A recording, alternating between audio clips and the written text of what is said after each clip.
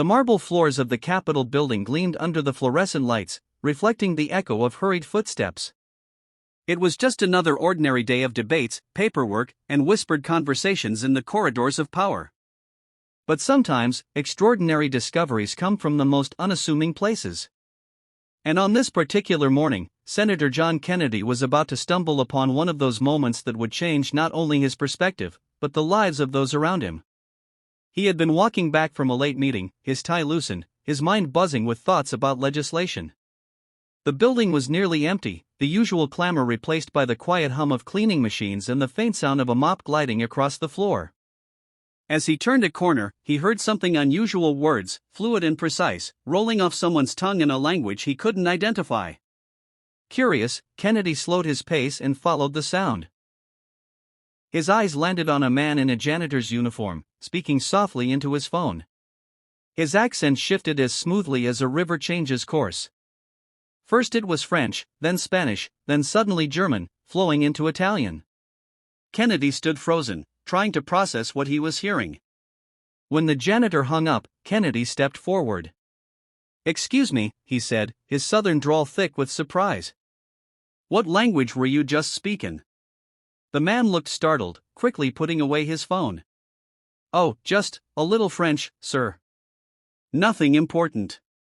His voice was humble, almost apologetic, as though he had been caught doing something wrong. Kennedy raised an eyebrow. "That weren't just French.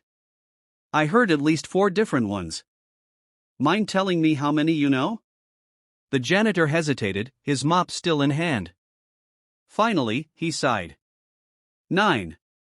I can speak 9 languages." For a long moment, the senator didn't respond. 9. That number rang in his head like a church bell. Here was a man, dressed in work boots and a uniform, pushing a mop through empty halls, carrying within him the kind of skill that could open doors to diplomacy, education, and opportunity, and yet, no one had noticed. "What's your name, son?" Kennedy asked quietly. "Luis," the man replied. "Luis Hernandez." Kennedy nodded. "Luis, do you realize how incredible that is?" Luis looked down, embarrassed. "It doesn't matter, sir. I clean floors.